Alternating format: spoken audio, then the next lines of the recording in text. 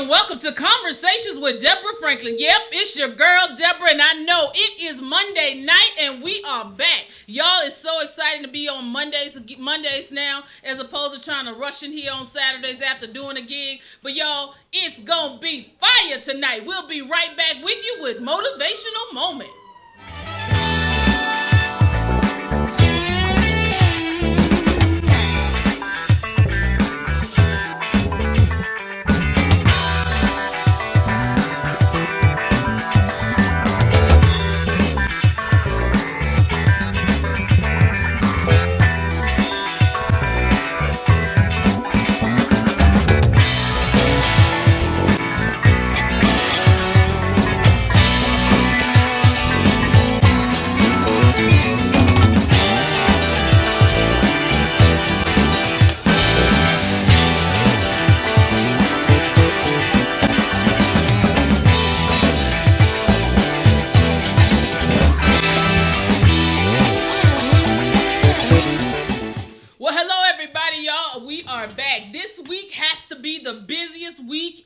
For me, you know, everybody's like, well, it's gonna be Thanksgiving. You got Thanksgiving, you got Black Friday, you're gonna be cooking, you're gonna be doing this, you're gonna be shopping. Yeah, that's right. But when you are working and going after your plan and your purpose, let me tell you, when the doors start to open, all you got to do is start to walk in. And tonight, we talked a little bit last week about being thankful and making transitions, but tonight we got to talk about going after what you want.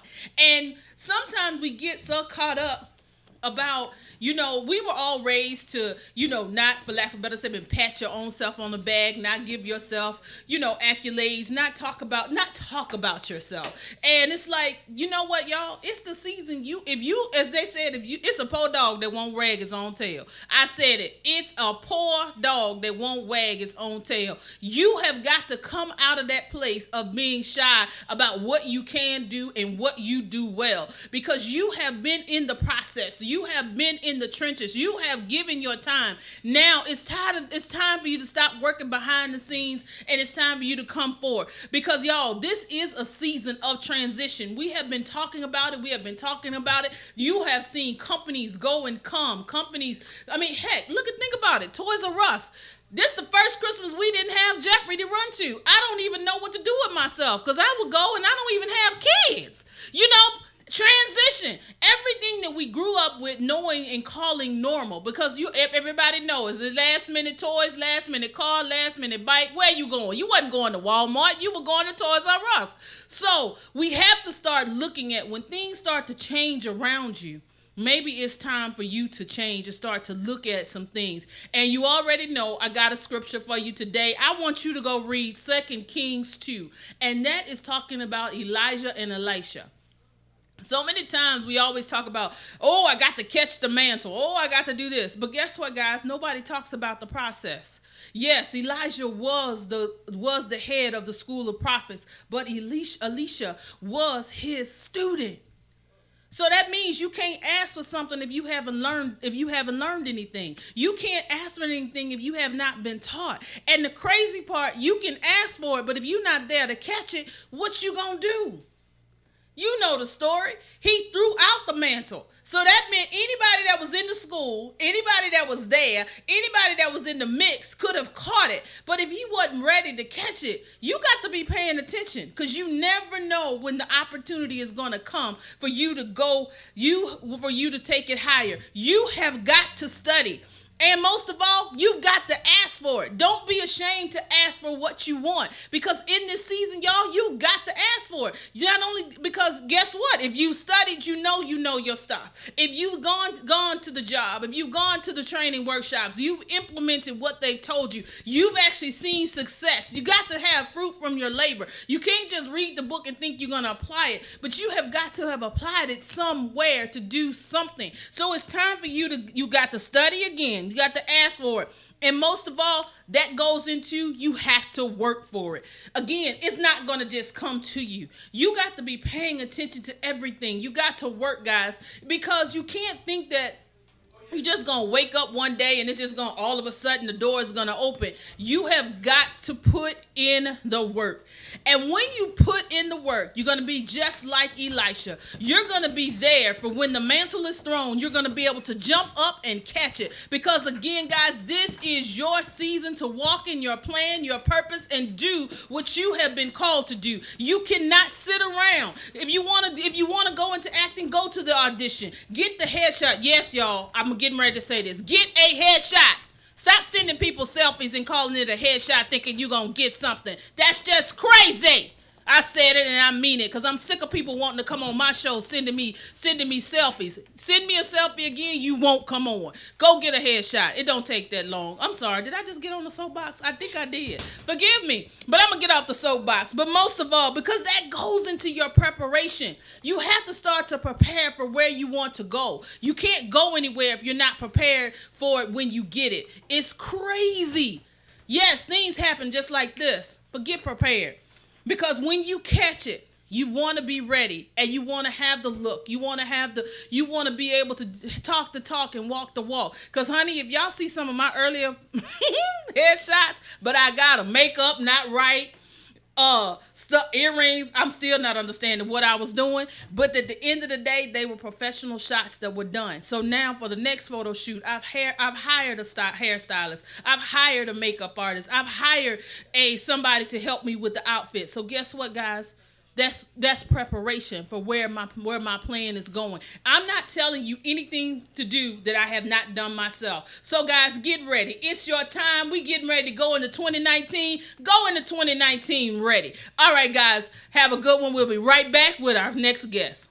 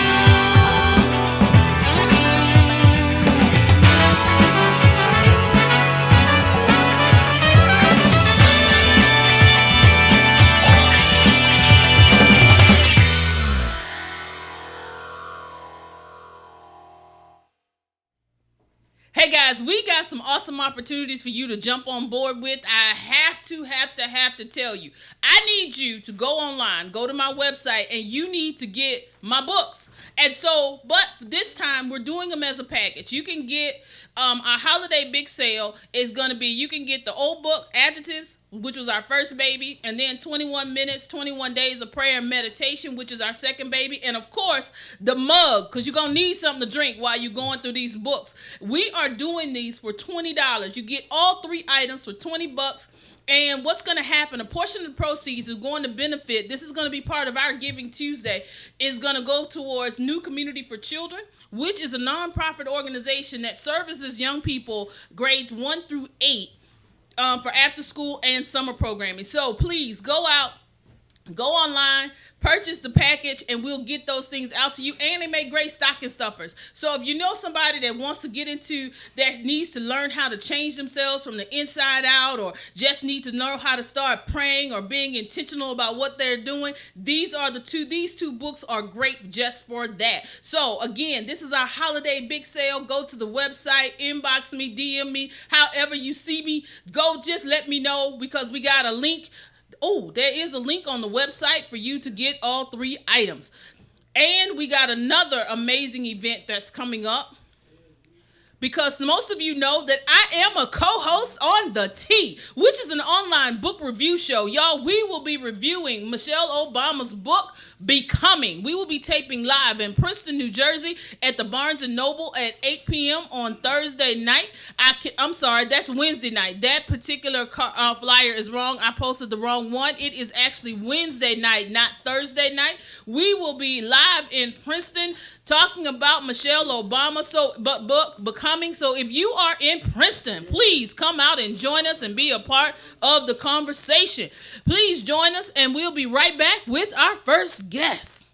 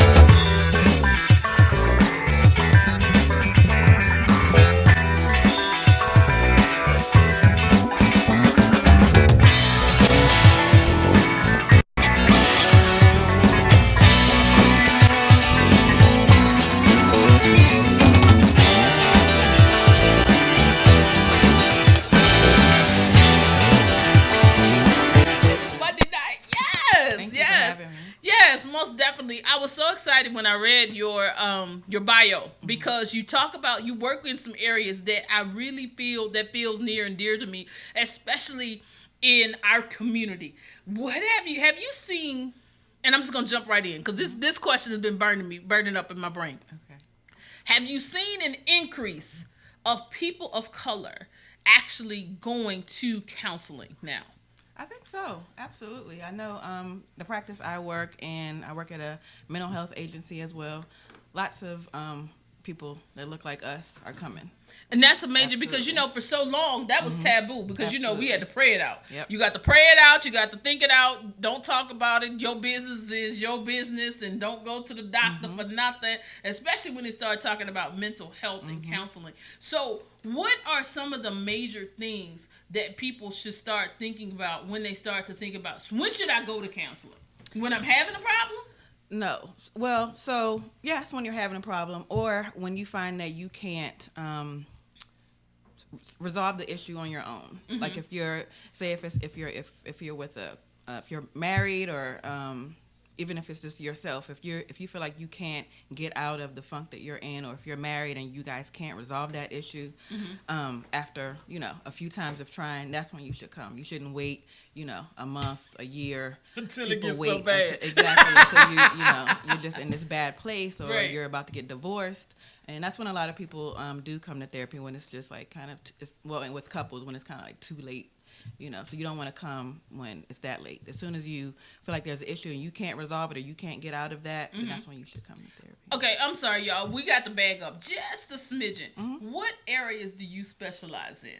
Because you specialize in some areas that are really taboo, especially in our community again. Mm-hmm. And I love it, because I got tickled, because so many times we don't want to talk about these areas. So what are your areas of expertise? So I do work with individuals in a range of everything from depression, anxiety, but I love working with couples. I absolutely love working with couples. I also work a lot with the LGBTQ community. Mm-hmm. So those two are where I specialize in, and I really enjoy working with couples a lot, and whether it's LGBTQ, or I said that wrong, but all them letters. Yeah, all them letters. That's the way I do it too, because I teach, and so we're gonna get to that as well, because by day I am an educator. Mm-hmm. So let's jump right in talking about the premarital counseling, because so many times that has gotten a bad rap. Mm-hmm. They're like, I'm not going to go talk about it. We love each other. Mm-hmm. Why we got to go to counseling? Mm-hmm. Why not? Is what I say. you're about to enter into a commitment, a long-term commitment with a person forever, you know. And I believe that it's so important to come and get help, to come and address significant issues, differences that you might have. You're going to, in premarital counseling, you're going to discover that you do have differences, things that you might not have thought about before. And you can understand those differences and kind of iron those out before you get 1-2 years down the line, and now it's a huge thing. So from the beginning of your relationship, you want to start with as healthy as a relationship as you can have. So I use a assessment. It's called Prepare Enrich. I'm a certified facilitator in that. And it's basically an assessment that it assesses your relationship over so many topics, from like communication, conflict management, financial management, sex and affection, relationship roles, children and parenting, like so many topics that it assesses your relationship on. There's a workbook we go through, and by the end of the sessions, which is probably between 6 and 8 sessions, you're in a better place because you've worked on your growth areas that the assessment has found that you need to work on, and you worked on, most couples need to work on communication that I've found. So you're just in a much better place than I think you would have been had you not gone to premarital counseling. And it's also, statistics show that 30% of couples who do go to premarital counseling have a better success rate. Did y'all just hear that? Marriage. I got a new button, y'all. That means y'all need to be, y'all wonder why y'all ain't staying married. Y'all need to see, this is coming from the chick ain't never been married. So, that chair went down too far. Now I'm low. But just why I moved, y'all had to adjust the seat. So, that basically answers a lot of questions of why go to premarital counseling, because it's like, if that's going to help you stay married. Because I look at a lot of people, I know people, especially in our age group, I don't know what age group, in my age group, that have been married. They got married like when we were in college. They've been divorced 3-4 times. And it's like, why you got to be making the same mistake, in my opinion. So what advice do you give somebody, let's say, that's been married 3 or 4 times, getting ready to get divorced, but they ready to get married again? What do you tell them? I tell them to really try to look into what their expectations are, what are they looking for, making sure they understand what they're looking for, making sure they understand who they are, what they're looking for in a marriage, what they're looking for in a spouse, because if they're kind of hopping around, it seems like they might not understand fully what they're looking for and what they want in a relationship, their expectations when they go into a relationship. But wouldn't that fall right back into what you were saying, one of the major problems, especially when we start talking about communication? So what do you find, what are some of the keys of helping people get better communication with each other? My biggest thing that I love to teach couples, and it's very basic, is reflective listening. And it basically gives both parties a chance to be heard, understood, and when you're able to understand what your partner is saying, when you're able to understand and be empathetic, you're more open to be able to resolve issues. So reflective listening is just basically, I don't want to get too far into it, but it's basically a technique where you both sit down, one person is speaking, the other person is listening. Y'all taking notes. This is a note class tonight, y'all. Better be taking notes. Reflective listening. Yeah. Note 1. It's really simple. You can Google it. But yeah, the other person is... No, don't Google it. You go make an appointment to go to the good make an appointment. LP, what's it, the LGPC person. You don't go Google it. You go to her. Because you Google it, you go do it wrong. That is true. That is true. I want y'all to make sure it works. But yeah, and we practice it a lot. So it's, just sitting down with your partner, one person... bringing up whatever issue they have, really conveying the emotion behind how they feel, and the other person listening, and then once they're done, that person repeating it back along with how they felt emotionally about it. And once you're able to repeat that back and also repeat back the just the emotion and how they felt about the issue, like you're able to become more empathetic. And empathy is a big thing with me. Like I feel like once... If you're able to be empathetic to someone and understand why someone feels a certain way, you're also able to just be able to resolve issues more, because you're more open to wanting to solve the issue and have and just solve issues. So I think empathy is big, and just doing that reflective listening exercise is huge, I think. So I do that. I make all my couples do that as far as homework. All right, y'all, you got your homework. We're going to be doing a reflective listening. We're going to take a quick break, and we'll be right back with you. We're going to be talking more with Miss Tyra. Y'all, I'm excited about this because we're going to get some, y'all going to be taking some notes. Y'all going to be ready because all my single friends and all my married friends, y'all going to stay married, and those are single that want to get married, you're going to get married and stay married. And y'all, Kim over here making faces like she ain't trying to go down the aisle. But we'll be right back with you.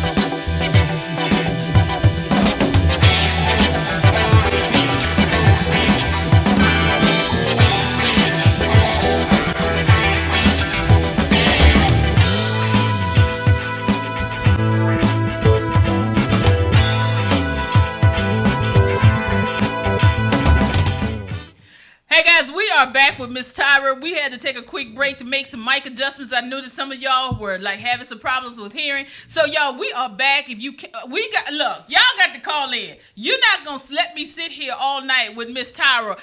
The number's 443-454-3751. You know you got a question. 443-454-3751. I know you want to call in. We want to hear from you. Let your voice be heard. Join in the conversation. Miss Tyra, we are back. We had a note. We had a message from Facebook, and they said, well, they went to marriage counseling, and basically they got divorced. So does marriage counseling also help with knowing when to end it? In other words, knowing when to fold them, knowing when to hold them, Absolutely. knowing when to let it go. I think that, just being there in that setting where you're both you're in a safe place and you're able to just kind of express yourself, I think you can come to those realizations that things might just not work. It's not just because you're coming to counseling doesn't mean it's gonna be like it's not a fix type all the time. It's just to help you. It's to help you come to realizations of your own. So that could be a realization that you came to as a couple that it just wasn't. Okay, working. So basically, even though I'm going to premarital counseling, do you have couples counseling? Because you do couples therapy. Yes. What consists of that, and when should they come? As soon as they realize that they have an issue that they are not able to fix on their own. So a lot of couples wait. The average couple waits about 6 years into their marriage before they come to therapy to get help. And by then, it's likely bad. So like I said before, as soon as if you're experiencing an issue, you're kind of going in circles about it, not able to come up with a solution. You're fighting about it. That's Give us some examples of some issues, because I'm the single one. See, my theory is once you get on my nerves, deuces. So I'm trying to do better. I'm trying to grow up. I'm trying to grow up going into 2019. But what are some of those major issues that you're seeing out there?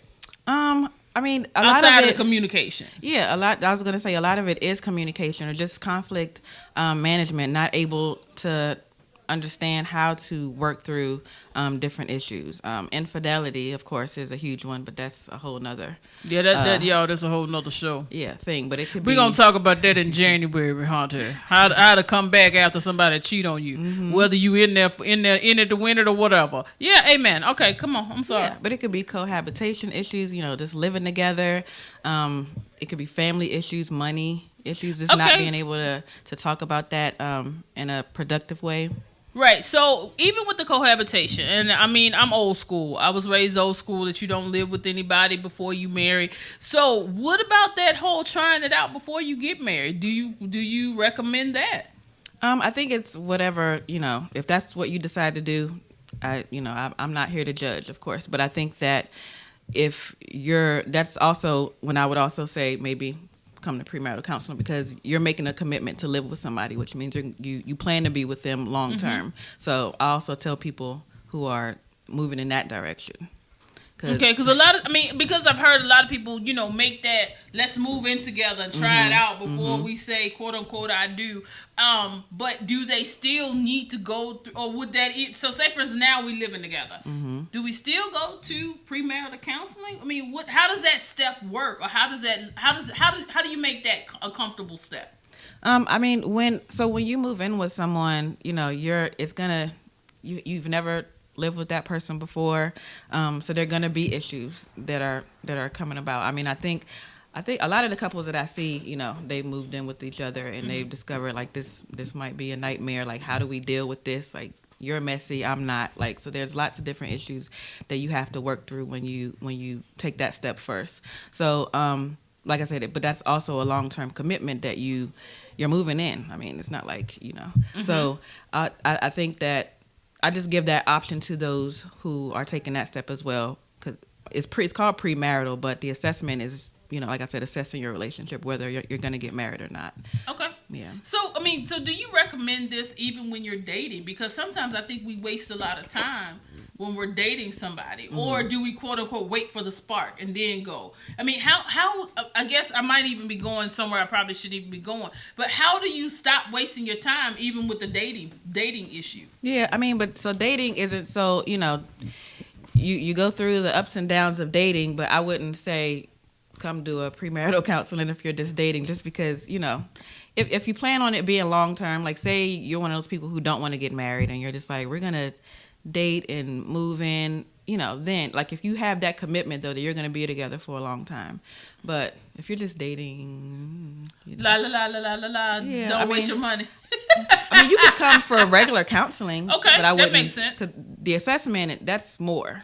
So that's like a whole nother. Oh yeah, program, that's on the that's on that drop down menu. Y'all better watch out. So know the drop down. There is a drop down menu, and there's levels to this payment plan. Oh, y'all better use that good insurance. Insurance covers counseling now, right? It does. Some insurances do. Okay, see? Y'all, they're making it easier and easier. See, last week we talked about EAP. Now you need to be doing it for when you get thinking about getting married and trying to stay together. Mm-hmm. So you also talk about, we kind of touched on it, but I do have to ask the questions because that is major. Because, again, we're getting ready to go into the holidays. This is when a lot of people... Sad to say, this is when you find out a lot of stuff about people. Mm-hmm. So how do you deal with infidelity? Because women tend to we deal with it way differently than men. Mm-hmm. So what are some steps to deal with infidelity?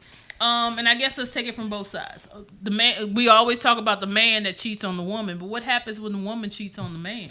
Well, I don't think that there's a huge difference. Okay. Either way, the person who's been cheated on, I look at it and I think, it's looked at as, a lot of people don't know this, but it's trauma.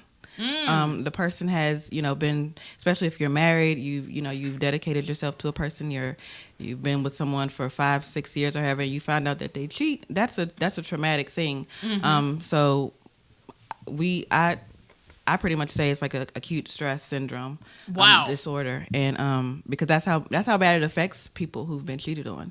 So definitely coming to therapy, again, not with the idea that you're going to get fixed, like the therapist has a magic wand, mm-hmm. but it's a lot to work through. You have to have patience, lots of patience, because it's not likely to be, this is not like an overnight process. It can take years because, like I said, it's trauma. Wow. I never even thought about being, the whole infidelity thing being like a trauma, because usually we talk about trauma, we talk about rape, we mm-hmm. talk about verbal abuse, we talk about different things that, or physical abuse. We never talk about infidelity being trauma. And maybe if we did talk about it with those words, as opposed to, oh, I was just sewing my royal oats, or I just had to get out and do something, maybe we could deal with it more. Because again, why is it so hard? And I have to ask, what you within counseling, what are some of the answers that you get with people that say why it's so hard to commit? Because that's commitment. Yeah, and I mean, I don't really ask that question, like, why is it so hard to commit? I think that, people cheat for their different reasons, whether it's, they're just not satisfied in a relationship, or they're not feeling stable, they're insecure within themselves, they might be depressed. So people cheat for a lot of different reasons. But yeah, I've not asked like that question specifically. But when people come, I think they, they're in a very bad place, and just I always let people know that this is not an overnight thing, and really making both of them understand the idea that it's a traumatic event. I often recommend a book that they both read. One is called If It's the Man That Cheated, After a Good Man Cheats.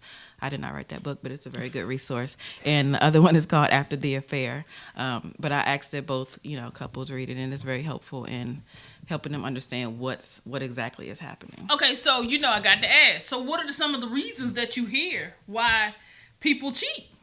Yeah. Why? I mean, what are people saying? Because I think as a woman, or as anybody that's been victim of infidelity, and you just want to know why.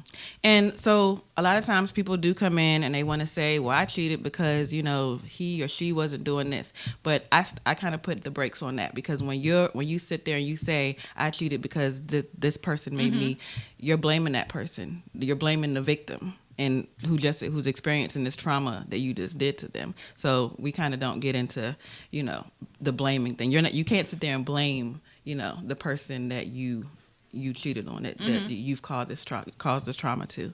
So yeah, we don't really go down that road too much. Y'all see, she won't answer this question. Because y'all see she done danced around asking these questions, because we want to know what them Negroes is saying. Well, why they cheating on folk? Why they cheating on folk? They do say, besides it's her fault, it's his fault. Yeah, they do say, it might have been like sex related, or they. But see, they that's weren't what happened. That's because they not the or trapeze artist in the bedroom, and you go get the trapeze artist, then you realize that grass ain't green on the other side. I'm sorry, did I say all that out loud? Yeah, I said it, and I meant it, dog blast it. Sometimes you need a brain as opposed to an acrobat. Oh!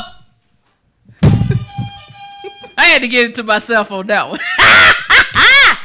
But, I guess because so many times we use sex as that reason. But it has to be something else, because you can't tell me that that's the only reason why people cheat. It's like, or my other favorite one went, well, it's just in me to do it. My daddy did it, my uncle did it, my grandpapa did it, so now I got to do it. No. But then you need to stay single. If that's what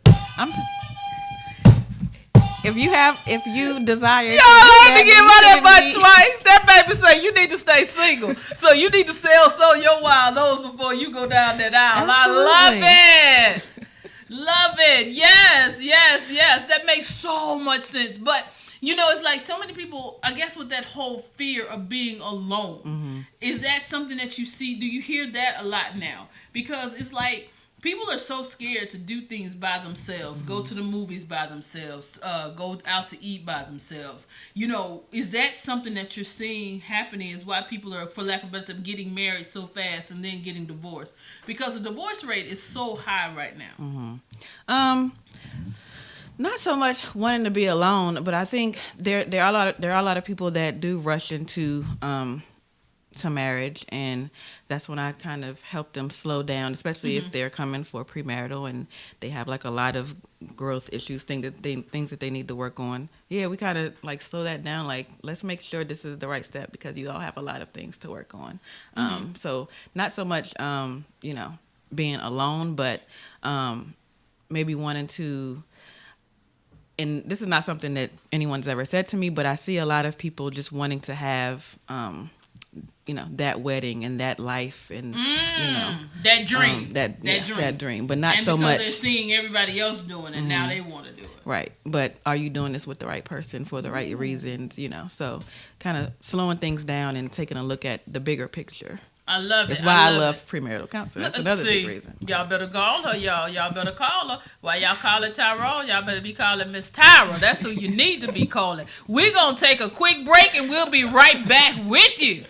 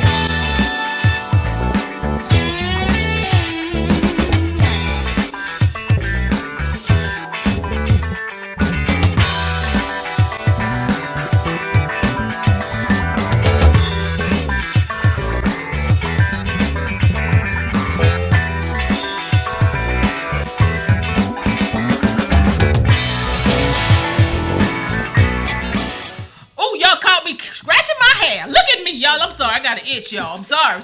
But y'all know I'm so transparent and we live. But, y'all, we are back. We're y'all, what is wrong? You know you get one, you just start going, and I couldn't stop. All right, y'all, that was so nervous. I'm so sorry. Y'all know I'm not normally like this. But anyway, we are getting ready to go into the holidays. And one other thing that she counsels in is something that I have dealt with, people that I know around me have dealt with. And I have to talk about this because so many people are sitting around, especially during the holidays, and they're suffering in silence. They're not even walking around trying to fake it. They are walking around not sure what's going on. And what are the signs of, and then they could be going through this and not know. So that's why I have to ask, what are signs of depression? So signs of depression are, feeling sad, loss of interest, when you're not able, you just feel like you normally go to the gym and do all these things and you just don't want to do those things anymore. If you're losing weight, gaining weight, sleeping too much, sleeping too little. I just eat too much, y'all. I ain't lose or gain, so maybe that wasn't a sign of depression. I was just hungry. I'm just playing. If you have thoughts of wanting to hurt yourself, things like that, and so we all have like sad thoughts, but this is like if it's over time, like maybe over 2 weeks or more, and you're feeling this way like every day, you're not able to get out of the bed, you're just fatigued, tired. That's depression. Oh, wow. Because, so many times we feel fatigued and we'll be like, we'll talk about, I just need to get some iron. I just need to because can you be depressed and not know that you're depressed? I think so. Absolutely. Okay. Yeah. So, what does that mean? Because, we so many times we have so many things that are going on in our lives. We're working 2 or 3 jobs. We're trying to take care for those that have kids. They're trying to take care of the kids. They're trying to let's say, live their dream. And then they feel overwhelmed. So, sometimes, outside of feeling tired, because, a lot of times we'll feel fatigued and be like, I'm just tired and I just need to rest. But could you be subconsciously being depressed? Well, I think, all those symptoms, like if you're experiencing those, like especially the loss of interest and just not feeling like you can get out of bed, like those, like that severe, where you're just, you're tired, you don't want to do anything. You're normally hanging out with your friends and you don't want to. You're in the bed, you're in the house watching TV, just kind of moping around. You just have this weight on you. Okay, so I got to stand up for the introverts. But what if I'm okay with that? because you know, if I'm an introvert, a lot of things that you kind of said, we really look for in extroverts. I know y'all saying right now, oh, she lying. She ain't no introvert. No, really I am. I'm an introvert with extrovert tendencies. So I'm okay with sitting at the house by myself. I'm good with that. But you know, how do you know, especially as an introverted person, that's okay with being by themselves? Then that's fine. But then, you know, but how do you know when you may have crossed that line? You know, when it's just getting, I don't know, I guess I hate to say ridiculous, because, you know, we got different, you know, root measures of that. How do you know that it's time for you to, like, kind of get your spark up, kind of do something, as opposed to falling into that place? Right. So, like, so if you are an introvert and you like to stay in the house, I mean, I like to sit in the house and do nothing and watch TV and just kind of do chill.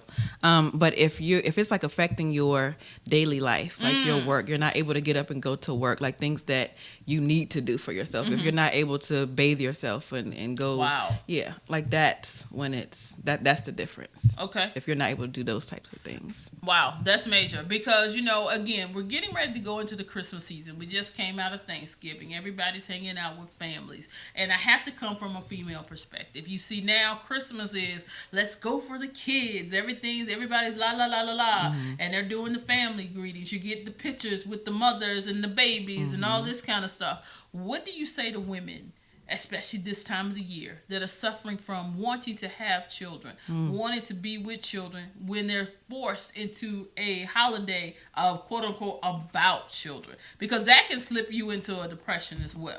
So what kind of advice can we give to, because everybody knows I have a lot of women that watch with a lot of variety of reasons. What kind of advice could we give them so they're not having to feel like they're less than, or that they need more, and just to be okay with that situation? That's a tough one. I think, you know, so you're saying like women who want to have kids and okay. Yeah. Yeah, that's a tough one. Yeah, I'm not that's not something I've ever been asked. But I I'm think, so sorry. No, it's okay. I think just, you know, just trying to understand what it is that you do enjoy. And I don't know if, you know, if these women have explored, you know, options, or if it's just not something that's, you know, there's like so many different scenarios that we can go. But I think, you know, just I think maybe counseling could help if they're, you know, if this time of year is a year where it gets tough for them, just going to counseling and trying to work through that. But just not knowing like specifically, it's kind of hard to answer. But, you know, anytime that anyone's feeling low around a certain time of the year, like, you know, like you said, the seasonal depression, when around like fall and winter, when around that time, a lot of people do get depressed. It's getting dark earlier. Like that's what seasonal depression is. It's just kind of, you get down. So the same with people who are experiencing issues like that, just coming in to get help when you know that that's a time that's difficult for you. I think would be the best thing. Well, one thing that I found, because I've had to deal with that, and I've met other people that have, is like you have to find something that gets you into your happy place. And I realized that if I could, and I'll just go ahead and be transparent. If I could find something to get me into that happy place, whether it's reading a book, whether it's going to the movies, because sometimes you do have to consciously take yourself out of the situation so you can get yourself together to go back into it. Because, and I think a lot of times we don't know how to pull ourselves away because we're so busy thinking about what other people are thinking, what other people are saying. So what do you say to somebody that gets caught up into they said this and they said that, as opposed to listening to what's in them? I think just going and understanding, like you know, you have to try to understand who you are, and sometimes we don't know. Sometimes we just don't know who we are, and trying to get in touch with like our coping skills and figuring out who we are and what we like and what we like to do to kind of keep ourselves from going into a bad place. But I think coming to therapy is definitely a helpful thing, just so you can understand like those things about yourself. Like if you get into that downfall. Well, y'all, at the end of the day, you know what we done heard? Y'all better go get y'all some therapy. I got I got mine. But it's like we talk about that, but y'all, at the biggest thing at the end of the day is that we don't want you suffering in silence. We want you to get yourselves together, because it's different. Because counseling now compared to 20 years ago, you can't tell me that it has not changed. Because the stigma. Because of the stigma. Yeah. And it's like now it's okay to say, hey, I got a counselor. Or no, you know what I think is funny now? People are asking, they ask each other, who you see? That's like they got a referral program. Yep. And it's like, so do you get a lot of referrals? I do. I do get a lot of referrals. I do get a lot of referrals. That's good stuff. Good stuff. So I mean, it's good to have, like people who refer you because someone else has said, this person really helped me. So yeah, finding the right therapist is definitely important, because sometimes you just don't. Yeah, don't Google that. Don't mesh with everyone. Don't be going through them things. Find somebody like you do your dentist. You just don't go flipping. You go ask questions. There are lots of good resources for therapists. For you, like women. One good one for women is Therapy for Black Girls. Okay, that's a very good resource to find. You just go in and put your zip code in. Oh, that's a whole website. I remember seeing that. Therapy for Black Girls. Yes, therapyforblackgirls.com. So yeah, I have. I think we spoke to somebody last season from there. So yeah, that is an awesome site. Yep. Awesome site. And I'm on there. Yes! That was a plug, y'all. That was a plug. So, since we started to plug, I want to thank you again for coming on, Tyra. So, tell us, how can we find you? How can we connect? And most of all, in closing, what would you like to share with the audience? Well, first, I am on Facebook, Tyra Berger LGPC. Is it MS? It's MS LGPC. Tyra Berger MS LGPC. I'm on Instagram, Tyra Berger LGPC. I also have a website. My website is tyraberger.com. So you can definitely get in contact with me on there if you like to find more about my services. It's also listed on my website, fees, things like that. I must say I did like that, y'all. Her fees are on there, so you don't have to be surprised, because so many times people think that going to counseling is so expensive, and it's like when you look at her fees, it's like it's affordable, y'all. It's affordable, so don't let your finances hold you back from getting the help that you need. Yeah, and I'm sorry for cutting you off. No, it's okay. And I do also accept Blue Cross Blue Shield, so that's she care got some first. Good insurance, huh? Yeah, so that's definitely helpful for people who have that insurance and want to come. I just wanted to say, first of all, thank you for having me. I appreciate you so much, and Kim, thank you for bringing me on. I just want to, I think it's so important that for people to seek help if they need it. Like you said, I think it's so important for couples especially to get help. Like you said, divorce rate is pretty high, and it could be prevented if you just get some help. Just come in, work through your problems, and get some help for them. And I think, because I love working with couples, so I'm very passionate about it. So in other words, y'all, that's who you go to when you're trying to go down that aisle. Yeah, I'm very passionate about couples. I really enjoy working with them. So come get help. I love it. Y'all, make sure you reach out and connect with Tyra. And we're going to take a quick break, and we'll be right back with you.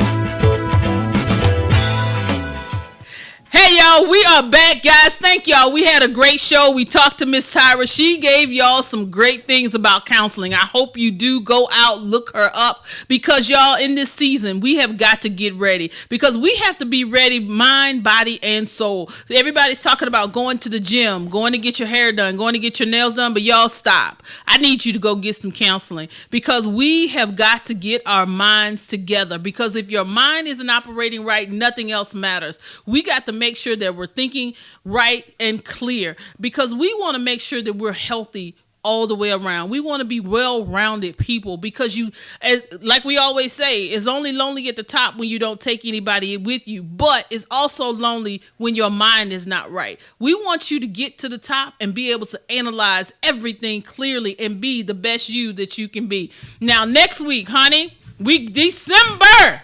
Can you believe it? We are going to be in December. We got 2 guests coming on next week. It's going to be Miss Shannon Wilkerson. You have got to look at her website. She talks about purpose. And Natalie Gray Warren, she's a life coach. So that's why next week's show is called It's December. What you gonna do? I think that's what I called it. I think that's what it is, because I got excited when I saw them coming on the show. Oh, what's your plan? It's December. What's your plan? Yep, that's it. It's right there with you. It's December. What's your plan? Let's still go with what you gonna do. So I want y'all to tune in, get your questions together. Make sure that you're calling in, guys. We got to hear from you. We want to take this show. We are not going. We are taking this show to another level. We're getting ready to do some new things. So you have got to get ready. We want to see you. Make sure that you are going to the webpage, the conversations, DeborahFranklin.com, and follow us on Facebook, Instagram, Twitter, LinkedIn. We are everywhere. And most of all, hey, get your mind right, because in everything that we do, we got to make sure that we are on point and be like Elisha. Put the work in and ask for the mantle, and most of all, be ready to catch it. All right, guys, love you to life. See you next week, same time.